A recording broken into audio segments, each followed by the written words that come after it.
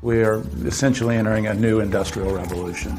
We're going to wipe out millions of jobs in the United States. Well, how far we are going to go could easily be that everything that really can be automated. I don't think it would be responsible to just let the consequences rip, and then we find that large numbers of people are displaced and miserable and angry and well-armed, and we just figure, well, let's see what happens.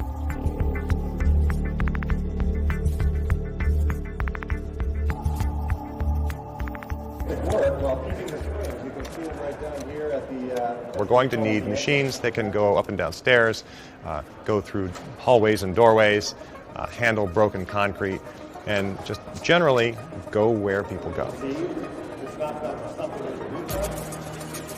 I'm at a robotics show at the forefront of what is quickly becoming reality. Can you really push it around? Can I give it a shot? Yeah. Yeah, man. That's pretty awesome. It's going to start to be a pretty commonplace thing to see robots trundling around in buildings, on the streets, etc. And that's only going to grow and grow and grow. Jonathan Hurst spun this company out of his robotics research at Oregon State University. In general, people's lifestyles are going to change, and that's going to change the way cities look too. This is a story about how robots will affect jobs. But first, we need to understand how far artificial intelligence and robotics have already come. Warehouses and factories are being run by robots as the lights are turned off to save on energy costs. Sensors that power autonomous movement are much faster than ever before. Cars and planes are operating by themselves. Robots are doing fine detail work and responding to our every move. They're entering the service sector, displacing fast food workers and baristas. In 5 to 10 years' time, robotics is going to disappear from our awareness because it is going to be what all of our smart products have and do. Robots are replacing jobs like security guards with self-driving surveillance vehicles. I said step away from the machine. Seriously. Hey. 5, 4, 3. What, really? 2. We're not all the way there. This company had a few public mishaps, like this robot suicide in a fountain. I asked the CEO about it. You're never going to learn without actually being out in the field. So the kinks are getting worked out quickly, and today it's impossible to see such futuristic technology without wondering about the impact on jobs. An endless array of robots are entering our everyday lives. Pair that with advances in artificial intelligence, machine learning, 3D printing, and the changes are hard to comprehend. Worldwide, 800 million jobs could be automated by 2030. In the United States, up to 73 million jobs are at risk. Changes like these have taken place throughout history, like the industrialization of agriculture. Only this time, it's on a far faster timescale. Jonathan said he, too, has concerns about job displacement. Definitely something that can be handled well, as long as governments and policymakers are aware of these changes that are happening and planning for it and preparing for it. You think we're doing that? I do not think that we're doing that at present. Numerous companies turned down requests to talk about the effects automation will have on employment. You don't want to write a banner over your company logo, "We are America's job killers," correct? So that's the last thing that you want to do. And one of America's biggest job killers may be driverless vehicles, already driving on our roads. This promo video shows Google's subsidiary, Waymo, operating self-driving vehicles on the road without a driver to take the wheel if something goes wrong. But companies like Google, Toyota, Tesla, GM, and Uber declined to discuss innovation or jobs, even as they greenlit the use of these promotional videos. We're recreating a scenario where we had a pickup truck drive along the track and actually dump some hay bales out of the back randomly. So what you're going to see is our car senses, does a safe lane change, senses the next one, and also then changes back. The vehicles are arriving faster than many might expect. GM announced that a vehicle without any human controls would hit the streets in 2019. And Uber placed an order for up to 24,000 self-driving Volvos last year. The task for society with regard to car driving, Uber drivers, taxi drivers, truck drivers, is to think about what we want to do with people who are displaced. It's not hard to picture the Uber and Lyft-based gig economies collapsing as self-driving cars arrive. Every day, those drivers are giving companies the valuable data needed to automate. Many in the gig economy are unwittingly teaching artificial intelligence how to do their jobs. 3% of the American workforce drives for a living, and that doesn't include hotels along highways, truck stops, restaurants, and other support jobs. Total trucker salaries alone add up to $300 billion per year. So it should come as no surprise that Uber got into the trucking business by building a technology platform for delivering freight and by buying an automated truck startup called Otto. If you're a truck driver right now and you haven't started thinking of getting some extra training, education or so, then you're in a difficult position. So I went to meet up with some truckers at the Great American Trucking Show in Dallas, Texas. Trucker Brown was instantly recognizable because of his prolific YouTube page. This is Trucker Brown. Hello. You got a little dog right here. What's going on? He does videos on everything about trucking, and that includes automation. This was an avenue for people to go in to pull themselves out of poverty and have a middle-class job and an honest wage. And they want it to be gone. It's hard to overstate the importance of an entry-level, middle-class job for millions of Americans. Every person that I see here is taking care of 4 other people, their family. Every single person you see. And that shows you how much trucking is feeding the country. For Trucker Brown, the profession has given him a middle-class lifestyle where there are few other options. When I first seen automated trucks, the first thing I thought is, what else could I do? And I ended up being homeless a few times and trying to find my way. My granddad was a trucker. My father's a trucker. I have 3 brothers that are truckers. My aunt's a trucker. If it becomes automated, that's gone. Then what are the blue collar of America supposed to do? At the truck show, I met up with Todd Spencer, Executive Vice President of the Owner-Operator Independent Drivers Association. For the vast majority of the population, they really have no comprehension of just how essential trucks and truckers are.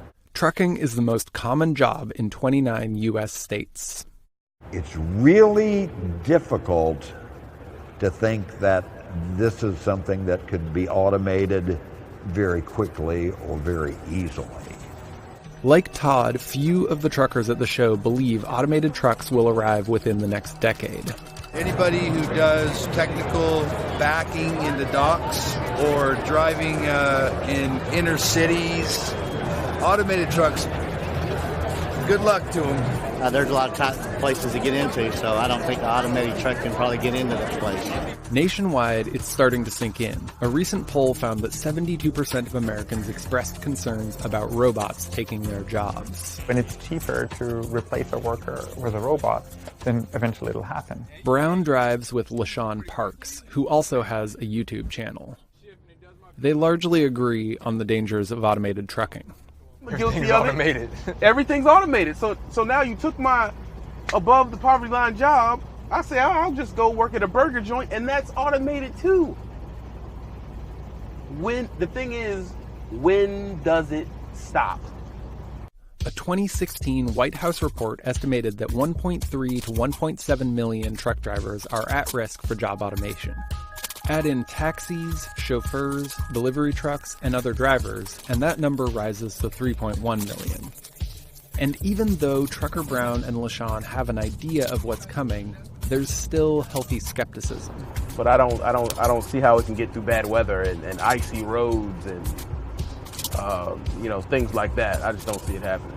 At the end of the day, to me, I still believe that a driver is going to be needed to be in that truck. It's actually a common argument for automation, letting robots do tasks that are repetitive, boring, and unhealthy. The service industry is also transforming. From line cooks to baristas to servers, jobs are changing overnight. What Zoom is doing is using automation to eliminate tasks. Tasks that are unsafe, tasks that are boring, tasks that are repetitive. And what we're doing is we're elevating the occupation. So we're thinking about task automation versus occupational automation. Bigger brands are catching on. Pizza Hut just announced driverless delivery and claimed that it could actually create more jobs. Julia Collins, the CEO of Zoom Pizza, took us through some of the efficiencies of the process. And now we're using a vision system to monitor the path of the pizza. This is a pizza that gets our spicy sauce. Giorgio dispenses classic sauce. Marta is our sauce spreading robot. This is everyone's favorite robot. So we have a robot that never drops pizza, and he never gets burned. The line is optimized to do as many as 360 pizzas in an hour. That's really quite fast. Zoom Pizza is not alone in trying to change the industry. Well, there are a lot of tasks in food preparation that are highly repetitive and low productivity. So anything that's like doing the same thing over and over again, or moving a box around, or moving a cup around, a lot of those things can be automated. Even historically safe, stable, white-collar jobs like doctors, lawyers, and bankers are at risk. There are a lot of people who think this is all about blue-collar work. It is not. We already use services like TurboTax to replace tax advisors. At least your taxes are free. Amazon's Alexa and Apple's Siri have taken on secretarial tasks and much more. Hey Siri, read my schedule. You have 25 appointments at 7:15. Artificial intelligence is making inroads on the legal profession, financial sector, and the medical world. We need to start thinking about what's going to happen when large numbers of highly skilled and narrow-skilled human white-collar workers are displaced. Hello there. My name is Movo. Welcome to Heroes. You can get to know me and all I can do over the next minute and a half. The medical field is huge. In service robotics, if you want to identify a key area of growth, it will be in the medical field. That is where everything is going. Movo is a research robot launching this year, and other robots have already made advances in medicine. Some surgeries have been transformed by robotics, and I tried out one of those machines. Okay, how's this work? All right, so go ahead and put your head in. So this system will detect your head presence, and so it will allow you to... Jobs in fields like medicine and law will be just as affected by software we can't see than robots we can. Techies are in a race to replace jobs like radiologists, who spend much of their time looking at medical scans. Right now, we're able to read images about 10,000 times faster than human radiologists. So you can see that we just processed 765 studies. That's about 2 days' worth of work for a normal radiologist. And we were able to process it in about 46 seconds. Kevin Lyman is lead scientist at Enlytic, a startup working to redefine the role of a radiologist. Deep learning is essentially a series of algorithms for trying almost every possible combination, and what it ultimately arrives at is just an equation. I asked Kevin if his work could cause radiologists to lose their jobs. AI, for us, is creating a lot of jobs for radiologists and other doctors. Training AI to effectively do this is an enormously difficult task. So today I have to go to the doctor. Tomorrow there'll be artificial intelligence software that analyzes the information. That will keep track of my heart rates, my bloods. AI software will know hundreds of millions of people. So it will have much better knowledge than our doctors do. This is all happening faster than expected, and many of these techie dreams are already within sight.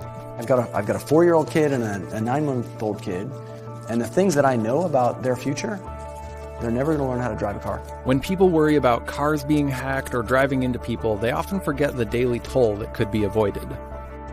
The World Health Organization estimates that 1.25 million people die each year in traffic accidents.